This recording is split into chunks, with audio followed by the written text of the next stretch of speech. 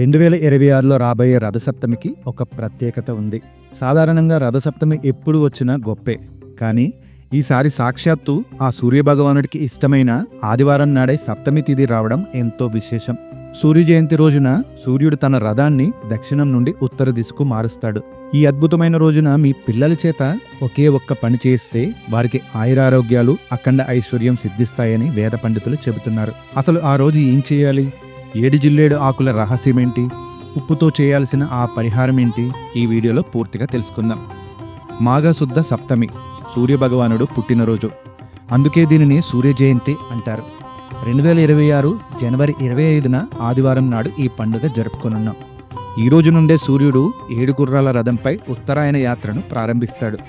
ఈ రోజున ఆకాశంలో నక్షత్రాలు కూడా రథం ఆకారంలో కనిపిస్తాయని ప్రతీతి. అందుకే ఈరోజు సూర్యుడిని ఆరాధిస్తే సకల రోగాలు నయమవుతాయి. ఇక అసలైన విషయం, మీ పిల్లలు ఆరోగ్యంగా తెలివిగా ఉండాలంటే ఈ రథసప్తమి నాడు అరుణోదయ స్నానం తప్పనిసరి. సూర్యోదయానికి సుమారు గంటన్నర ముందే నిద్రలేచి స్నానం చేయాలి. ముఖ్యమైన నియమం, పిల్లలను తూర్పుముఖంగా కూర్చోబెట్టాలి. మొత్తం 7 జిల్లేడు ఆకులను తీసుకోవాలి.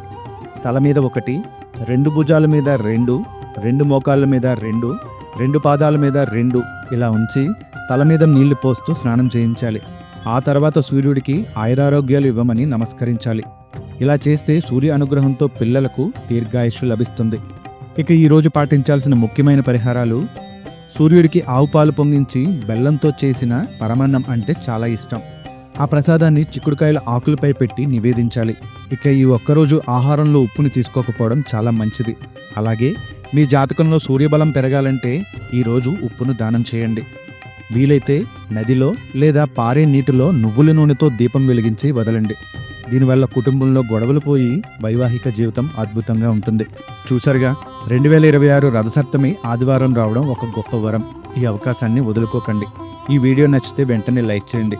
మీ బంధుమిత్రులకు షేర్ చేసి వారికి కూడా ఈ పుణ్యాన్ని అందించండి. కామెంట్ సెక్షన్లో ఓం సూర్యాయ నమః అని కామెంట్ చేసి సూర్యుడి ఆశీస్సులు పొందండి.